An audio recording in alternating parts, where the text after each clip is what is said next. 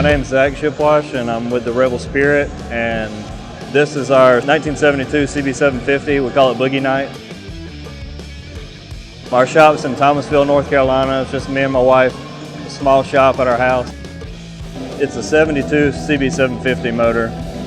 It's pretty much bone stock, stock carburetors, some aftermarket style filters.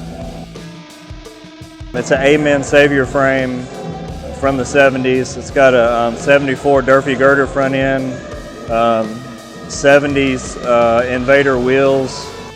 It's got a Ron Finch stator cover that's the Mermaid Girl or Naked Girl, whatever you want to call it. It's got a bunch of period correct pieces that we refurbished, and we made a ton of parts for it to make it one off, made the sissy bar.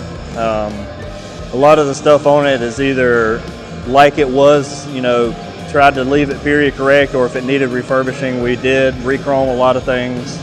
Kind of wanted to make it look like a barn find that we just threw an awesome paint job on and brought it out. Some more backstory on it. It sat in my uncle's shop for I don't know how many years, and just in a terrible shape, and you know, half the motor was missing and rusted all to pieces and stuff, you know, boxes everywhere. And I talked to him forever about selling it to me, and he never wanted to. It's going to be one of those that he wanted to fix himself, and then finally he sold this bike and a whole trailer and truckload full of other bikes. I had to buy everything motorcycle just to get this one, and so we sold all of that stuff to kind of fund just this one, because we knew we wanted to keep just this one. Which, looking back, we sold a lot of cool stuff then that we should have kept, but it worked out. We got the bike exactly to what we wanted to do with it and make it rideable, a good rideable show bike.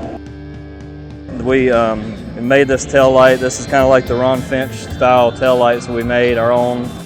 I like the headlights. We used Pontiac Grand Prix headlights, or fog lights for headlights. It's got the coffin tank from the 70s. Cody Roundtree did the painting out of Suffolk, Virginia. Wanted it to be completely different and have as many colors as we could on it to stand out. Aegis Armors did the powder coating, and Concord Plating did all the chrome work. Most of the other stuff was done in-house.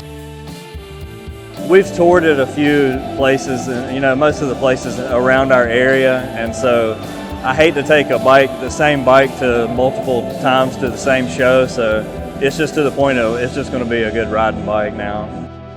Zach Shipwash with the Rebel Spirit. Thank you for watching the video about me talking about this bike that we built, and check our page out. If you like what we do, give us a follow.